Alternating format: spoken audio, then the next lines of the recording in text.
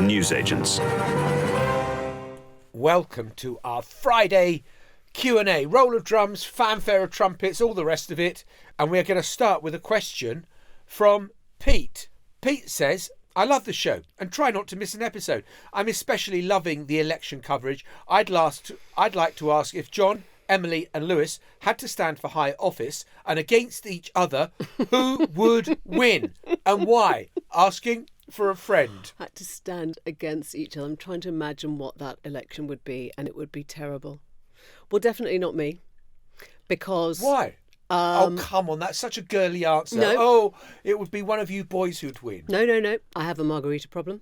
Right. I have a penchant for dressing up in colourful costumes. A penchant? I can't believe you just said penchant. You speak French fluently, and you have just said... I'd be very, very ill-suited to high office. You, on the other hand, I think would be excellent because you are sociable enough to glad hand. I've seen you moving around the building. You glad hand anyone you can, everyone you can. No, I'm going to go for a scorched earth policy. If I'm running against you and Lewis... It's going to be one of the dirtiest election campaigns in history. It is going to be muckraking. It is going to be back to 1800 and John Adams against Vice President Thomas Jefferson, where they absolutely went for each other's throats. I want to kill. If I'm running, I'm here to win it, and I'm going to be nasty as hell. Lewis is absent, so we'll just run him over anyway. But Lewis would be late anyway. Yeah, he would be too late He'd to be late submit to his papers. Yeah, he would. He wouldn't get his ballot in time. Yeah. He's stuck somewhere in the M4 right now. That's why he's not part of this episode. Yeah. Welcome to the Newsagents Q&A.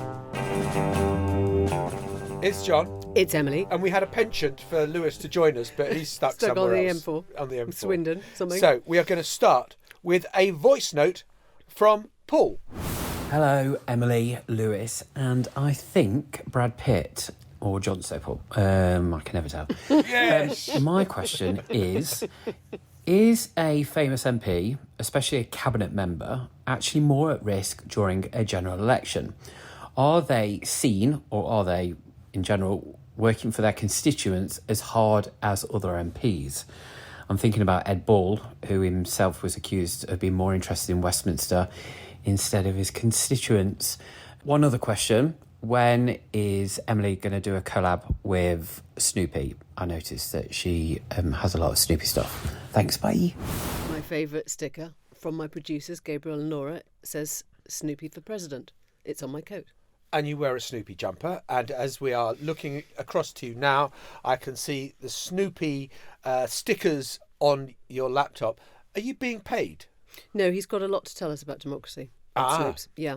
So let's have a look at this. Vulnerable. By vulnerable, do you mean, Paul, kind of susceptible to, I don't know, like violence? No, presumably you don't. You mean, are they more likely to lose their seat? Well, if I round down the list of cabinet ministers at risk this time round, there is a lot of people that we're looking out for. Alex Chalk, Jeremy Hunt, David T.C. Davies in Wales, Lucy Fraser, Grant Shapps, Penny Mordaunt, Mark Harper, Alistair Jack, Gillian Keegan, Mel Stride. God, it would almost be easier to list the cabinet ministers that weren't at risk. But I guess that is because the polls are suggesting a size and majority in which a lot of cabinets ministers would lose their jobs, as well as other people, obviously. I mean, I guess the question is really, if you have a famous MP as your MP, as a constituent, are you always going to be slightly less well served? I mean, possibly, you know, if Rishi Sunak is your constituency MP, I can't imagine he does a lot of surgeries, right? But he would have a good infrastructure. He would have a good system in place whereby, you know, constituents' correspondence or concerns are being raised and you're getting a letter to Rishi Sunak. I think it cuts both ways, actually, on this, because I think that if you are in any way a vulnerable seat and you are a prominent cabinet minister, the temptation for tactical voting to do for you, you know, everyone talks about, were you up for Portillo in 97? Ed Balls, when he lost his seat, you know, again, it was a memorable moment.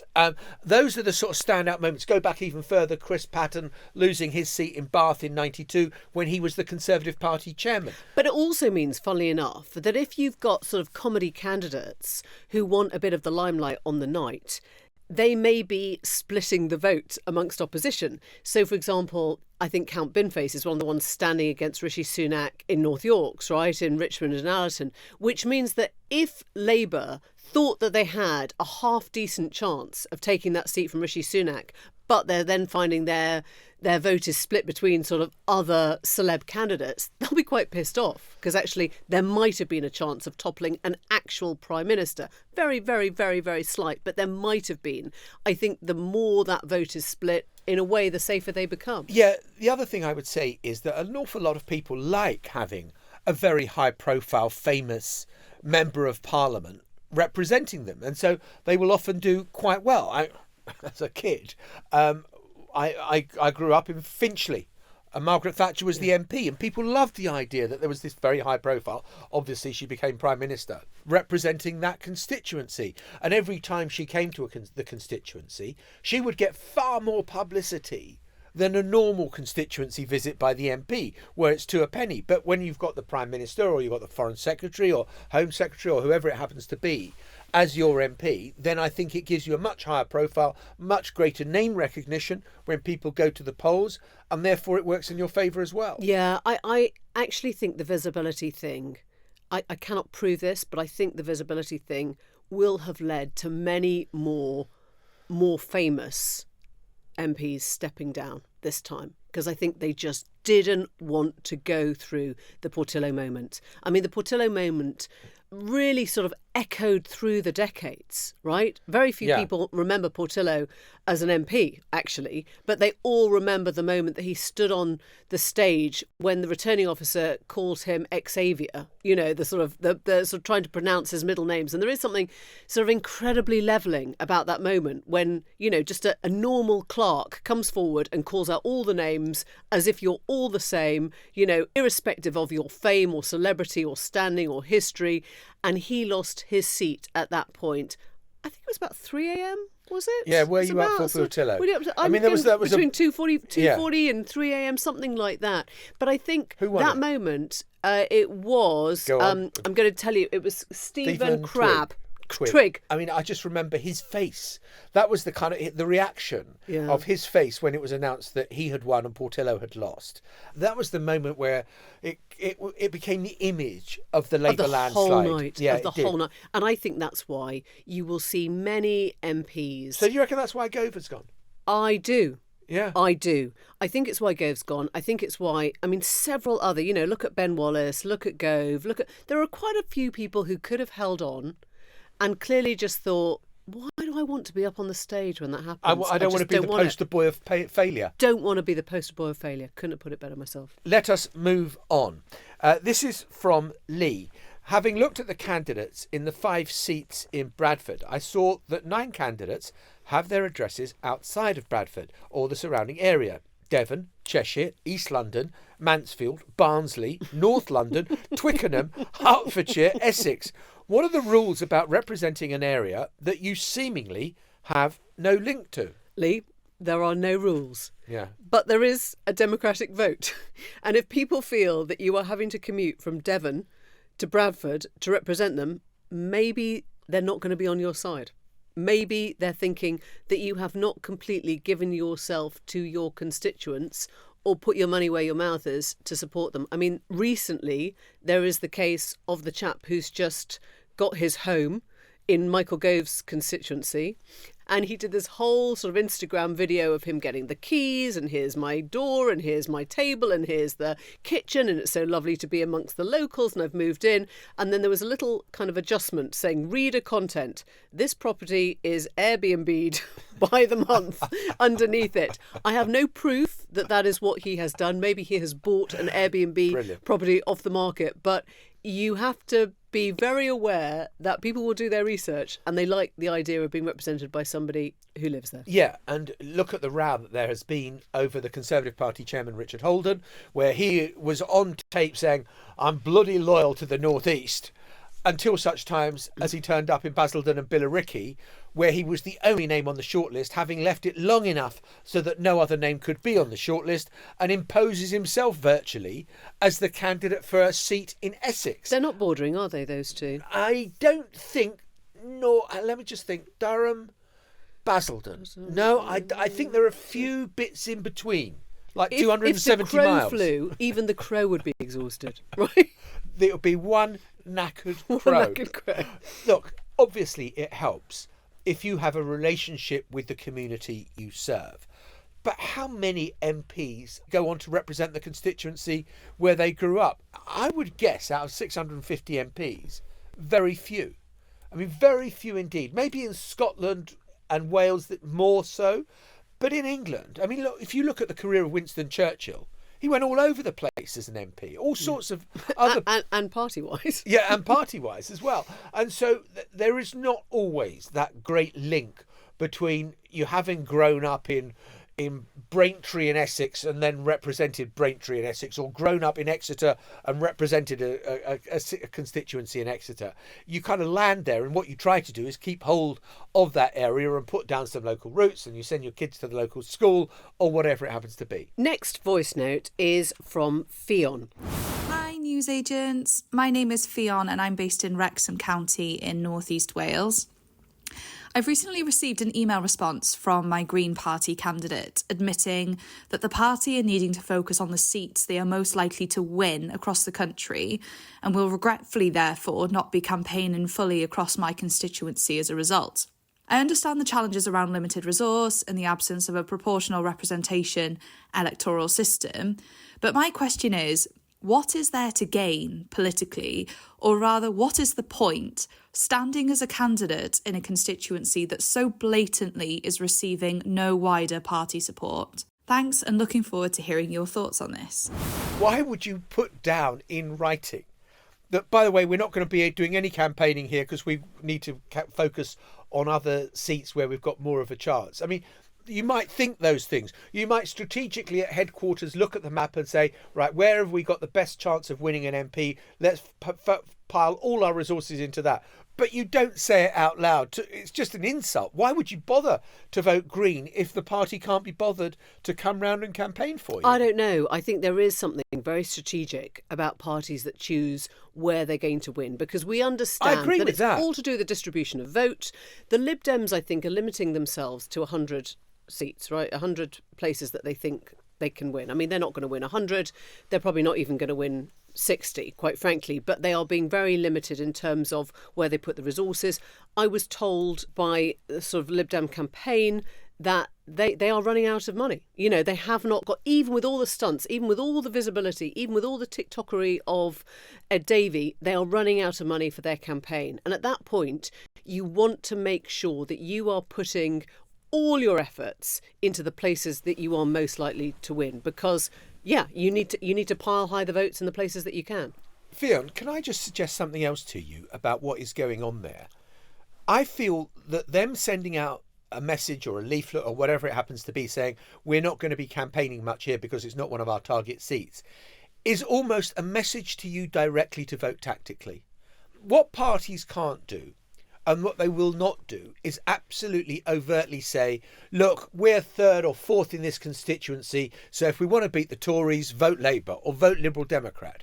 They won't ever do that. But Green is not presumably on Fionn's ballot paper then, right? If there's no candidate, it's not on it, so she has to vote tactically. She's saying there is a candidate. I think she's saying there is a candidate, but that they are not putting any resources into supporting that candidate. And they're not putting any resources into the constituency. I think that is tantamount to saying vote tactically. And that is what the game is. And that is what we're going to see in this general election in a way that I don't think we've seen in elections hitherto. OK, last one before we take our break. This is from Warren, who says, "Hi, newsagents. I've always wondered how constituents of the Commons Speaker feel about essentially having their vote taken away because main opposition parties don't run against them. How is that acceptable in a democratic system? Have there ever been any calls to reform this?" So when John Bercow was Speaker, and he was a hugely controversial Speaker, particularly at the end with his rulings over Brexit, there was a lot of harumphing about running candidates against him. And they did. Yeah. In Buckinghamshire, Farage ran against Bercow, funnily enough, not in the Brexit years, but earlier. And I think, what was it called? Flipper the Seal? The thing with flippers also ran against Bercow, but the main parties didn't. And I think that is a really, really important point from Warren, because actually in a perfect world, in a more democratic world, I think you would make the Speaker an honorary MP to the House of Commons after they had been elected as their MP, whatever. But I think not to allow people to have that vote because they're Labour, because they're Conservative, is terrible.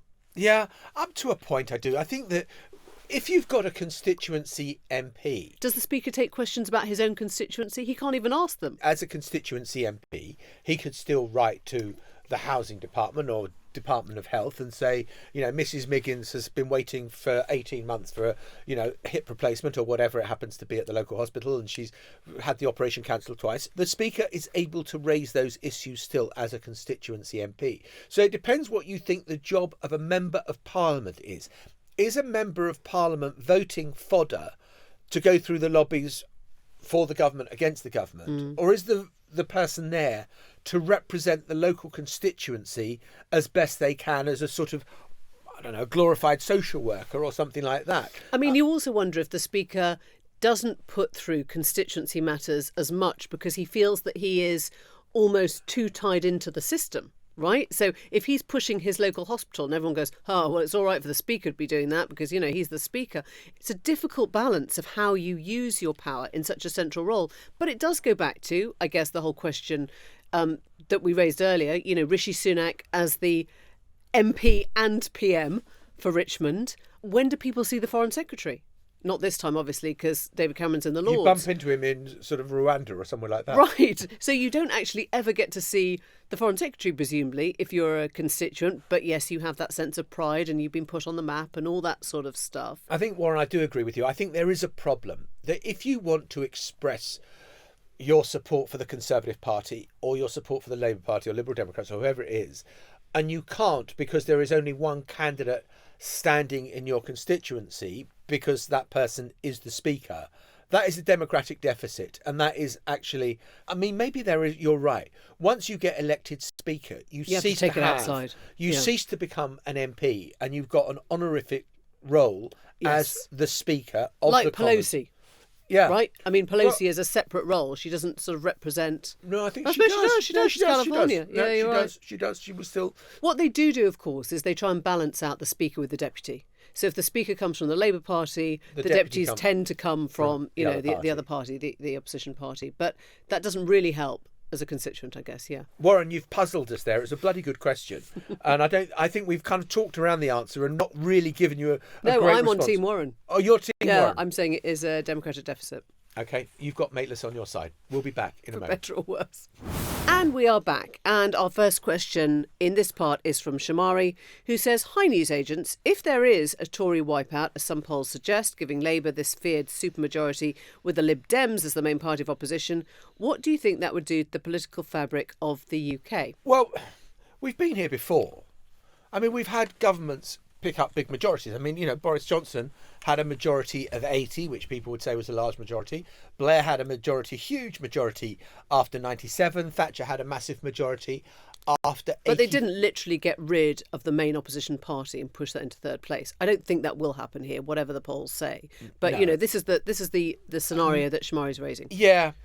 Poof, I mean, it would be unbelievable, wouldn't it? If, the party with the most seats becomes His Majesty's loyal opposition. Look, Labour want a big enough majority to be able to get their agenda done, to get their legislation through the Commons and, as I suggested yesterday, the Lords, if they end up packing the Lords with sort of former ministers and what have you. But I think if it becomes too big, you end up creating something very dangerous, which is an internal opposition. Don't forget, a lot of the people that might be elected will expect to be of ministerial level. Now, if you have like 400 Labour MPs or, more, and you only have 100 ministerial positions, boy, you've got a lot of backbiting. You've got a lot of people who think they should be on the payroll, they should be in the top tier, they should be part of the leaders' coterie, and they won't be. And if you're not careful, after a while, this starts creating a two-tier system and an internal opposition. And that's the one thing that Labour really doesn't want to see because it's a thing that basically has pulled the Conservatives apart in the last couple of years. I mean, what is the discipline? How do you keep discipline if you've got a huge majority when you know that the Chief Whip can't turn round to you and say, if you rebel, the government's going We're to gonna lose. fall. We're Yeah. going to, this piece of legislation won't get So you passed. end up getting much more ballsy, mouthy backbenchers Yeah. who may actually end up determining policy rather than the leader. And the longer you're in power, the more you will have the never have beens, the people who have, for years, they've sat on select committees but never got a ministerial job, and the has-beens, the people who've been in ministerial office and been booted out Yeah. and feel bitter and resentful towards the Prime Minister. Yeah, And so the managerial responsibility of the Whip's office and the Prime Minister to keep people sweet in politics is really difficult. I bet there is. I mean, I bet somebody cleverer than us has done the study of the perfect majority size. Don't you I think? mean, when Francis Pym was chief whip at the start of the Thatcher era, he warned against the Conservatives winning a big majority. And Yeah. Thatcher, I mean, he was part of the wets. Thatcher was a dry, and she absolutely slapped him down and said, Thatcher said, I want the biggest majority I can possibly as I have." can possibly have. But Francis Pym knew that it was easier to manage the party Yeah, there's a with a sweet spot. smaller majority. And there is absolutely a sweet spot. You don't want it below 20 Yeah. because that's can't do impossible anything. because Yeah. all it takes is 10 MPs You start to go talking to the the other side. DUP. Yeah, exactly. And if it's over 100, you've also got disciplinary problems as well. Okay, the next one is a voice note from Laura. Hello, newsagents. I hope you are all having a good week. So I'm Laura and I live in South Norfolk, and I have a question around a potential scenario that I was thinking about. So the scene is Labour are in with a really strong majority. The Tories are absolutely decimated. Reform have done quite well and have got a few seats. And the Tories that have won their seats are the right-wing element of the Tory party, the very right-wing element of the Tory party. So could they, once they've been elected as Tory MPs, could they, after the election, actually change allegiance and become part of Reform? Are they allowed to do that after being voted in on a Tory ticket? One, so that's the first question. And then the second question is, do you think that's a likely outcome? Because I find that quite scary, that we could actually end up with a quite strong, very right-wing, powerful element if Reform and those right-wing Tories get together. So I hope that makes sense. That's my question. Thank you very much. Bye. Laura, thank you, and lovely to hear from you in South Norfolk, lovely part of the world. Not South West Norfolk, in which case you'd have Liz Truss as your MP. Yeah. Can they defect? Yeah. Yeah. They can do whatever they like. They've done it before in UKIP. Yeah, they can get elected as Conservatives, and they can decide the day after the election that they're going to sit as Reform. There is nothing that stops them apart from the opprobrium that will come to them from their political colleagues who will say, what the hell have you just done? You should force a by-election. But very few MPs who do defect force a by-election immediately because they think, oh God, I'm going to be out of a job. Some of them sound like they're defecting before the election. My favourite moment of the campaign, I think, is Andrea Jenkins' leaflet. Yeah. Andrea Jenkins, as you'll know, is a Conservative MP who won the Morley and Outwood seat off Ed Balls, actually. And she has now issued a leaflet, campaign leaflet, with party leader Nigel Farage on it. So what are the voters in her, I mean, it's rebounded, renamed constituency now, Morley, expected to be voting for them? Do they think she's with Farage and Reform? Do they think she's a Tory? Do they like the fact that she's cross-party? I don't know. There are serious questions about Andrea Jenkins' leaflet, about whether she has broken the rules of electioneering, because she looks like she is promoting another party, whilst at the bottom it's being paid for by the Conservative Party, or it's being paid for by, by You the wouldn't be that happy, would you? If you were Tory party coffers. I just think it shows the sort of breakdown in discipline that, we've got one Tory MP who's put money on when the election was going to be, even though he's the parliamentary private secretary to Rishi Sunak, and made the bet 3 days before the election was called. We've got Andrea Jenkins, and she was the one who, I think, didn't she wave to journalists when she went into Downing Street when Boris Johnson... Wave is just... Wasn't She it a became wave? the education secretary for 2 days and stuck her middle finger When up. I said wave, I may have got that not quite right. Yeah. So you've got these people that are just absolutely going their own way without any regard to party discipline at all. And, look, there you are in South Norfolk, Laura, And you're asking about, Liz Truss. She's going her own way as well a bit in this election campaign, and going on podcasts where right-wing conspiracy theory misogynists who've said the most appalling things. And the Prime Minister feels unable to do anything about it. Right. Next question is from Chris in Croydon. Hi, Emily, Lewis and John. My question is about the House of Commons chamber. I understand the chamber doesn't fit anywhere near the full number of 600-odd sitting MPs.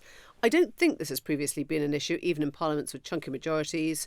But if the most optimistic polls come true for Labour with a 300-plus majority, would there be a situation where some Labour MPs would have to sit on what are usually the opposition benches?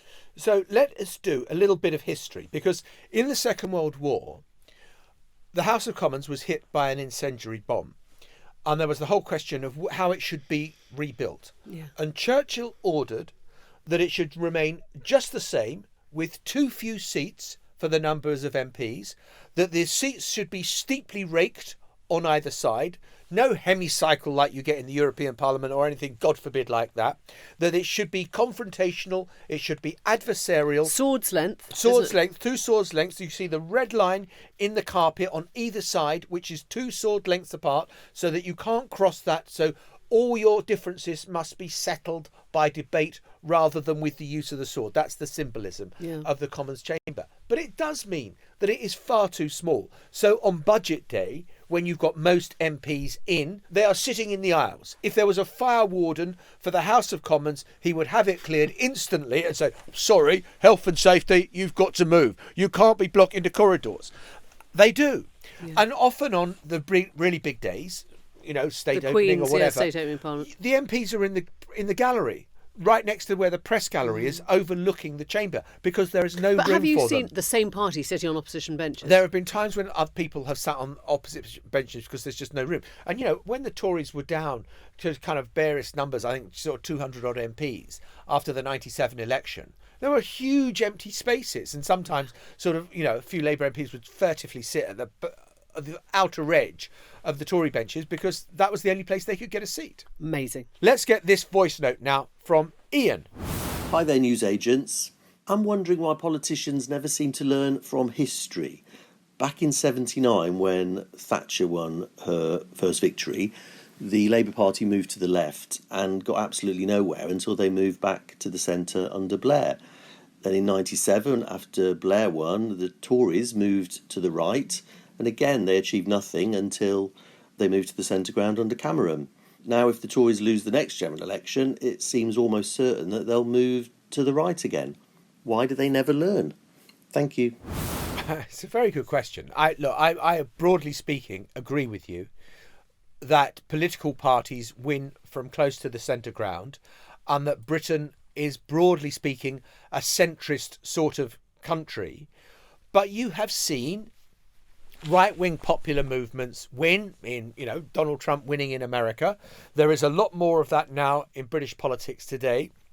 And I think that people do believe that, a Conservative Party that's more right-wing, that is more in touch with the kind of angry concerns of disaffected minorities, would actually do quite well. But you're right that overwhelmingly the parties win from the centre.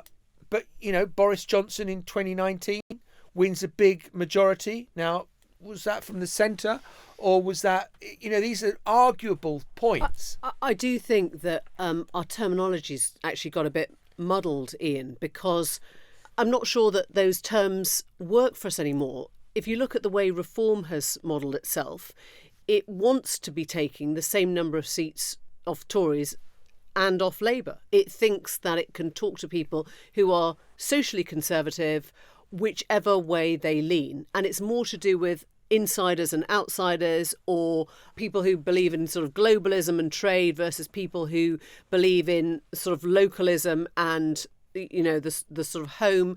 I think those kind of shifts maybe have cut across what we used to think of as traditional left and right more. And I think Brexit obviously has been, fundamental to that shift. And I think that Brexit, 2016 as a year is really interesting in the way that it has shaken up the kaleidoscope on the left-right calculations, where an awful lot of Labour voters voted for Brexit. And actually, what has been the history of kind of, when parties have gone from the left or parties have gone from the right, the voters have gone up to the edge, peered over and thought, oh, God, I'm not going there. I'm not going to jump. And in 2016, I'm not saying this is not an argument for or against Brexit. I think if you listen to this podcast often enough, you know broadly what my views are on Brexit. But it was a radical thing to do, to jump. And the British people jumped in 2016 and voted for Brexit. And the American people looked over the edge and they saw Donald Trump with all the uncertainty and all the craziness and all the madness, and they jumped again. And it was like something had happened which showed a disaffection with conventional politics, which, if you're arguing historically, I mean, I would date it back to the financial crash of 2008, and it finally kind of percolating through. But I don't think it's that simple anymore. I mean, I know that it was a truism since the Second World War that if you stand from the right of politics or the left of politics too far, then you're never going to get elected. I mean, but Thatcher in 87, she was pretty much right on the right then, and Kinnock had tried to change the Labour Party round, was still nowhere close. I mean, we keep on being told that we are more conservative as a country. So if you look at what's happened, the Labour leaders who've succeeded, and I put Blair into that and possibly Keir Starmer in 3 weeks' time, have succeeded from the centre, almost the centre-right. Not quite. I'm sure nobody in Labour would say that they're centre-right. But they have tried to engage conservative, small c conservative voters and big C conservative voters by not being too socialist. And if you look at the worst result that Labour has had, for 100 years, it was the socialist, manifesto of 2019. The personality of Corbyn. A question from Jen in York. Hi, newsagents. Been listening since the very first episode. Oh, thank you, Jen. Never miss one. My question for your Q&A is, what time on election day should I switch on? Should I pull an all-nighter, or are the interesting seats announced early morning? Oh, come on, Jen. You're talking to us, the newsagents. Of course you should pull an all-nighter. Why would we say not? Oh, go on. I think that people deserve a few hours kip. I think that you're going to hear a load of bloody waffle from boring people like John Sopel and Emily Maitlis for bloody hours until 1 or 2 o'clock in the morning. And then it gets interesting. Here's the cheats guide. You tune in at 10 o'clock or 5 to 10 for the exit poll.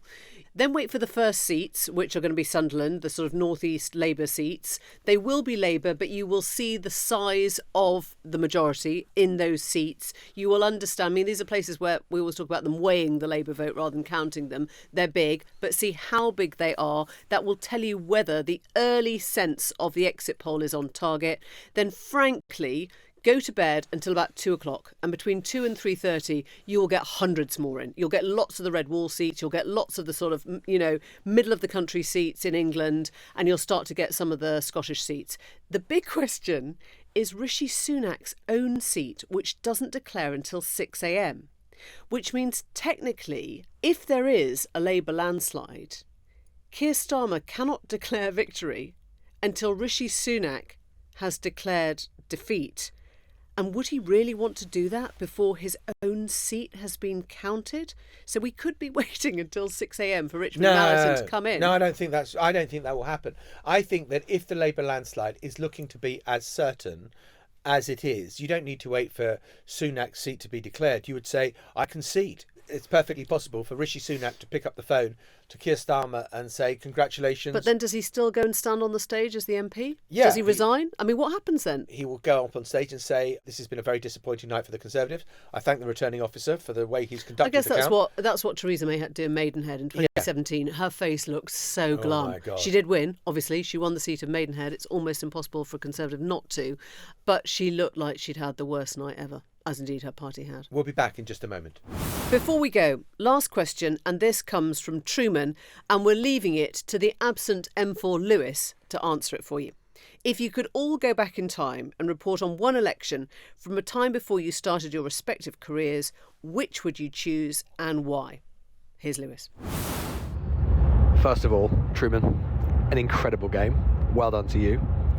This long winter evenings will just fly by with this game. Love it. And it's really hard. It's like choosing between your children, if I had any.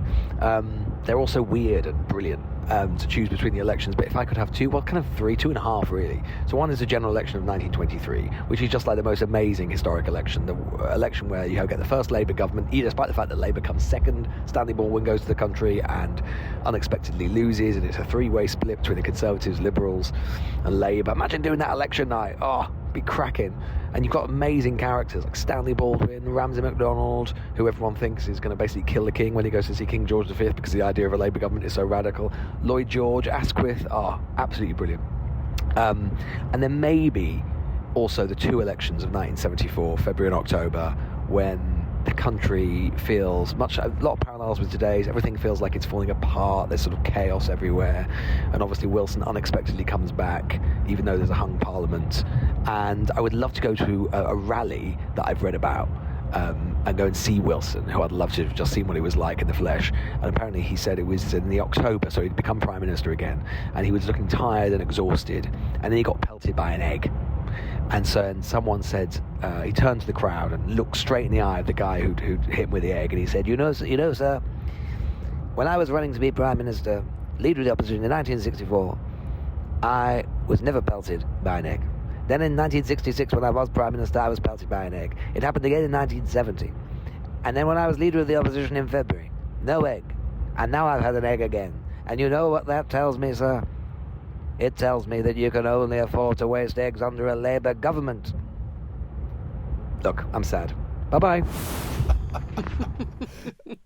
Honestly, Lewis Goodall talks with the excitement that some adolescent boys talk about sex. You know, he gets so excited about the 1923 general election. He's kind of almost beside himself there. He is. And he's going to be back with us very shortly. If he can find his way off the M4. On Sunday, we might have to send out the search party. Help. You can all help newsagents in the search for Lewis Goodall. Has anyone seen Lewis Goodall? Where's Goodall? Yeah.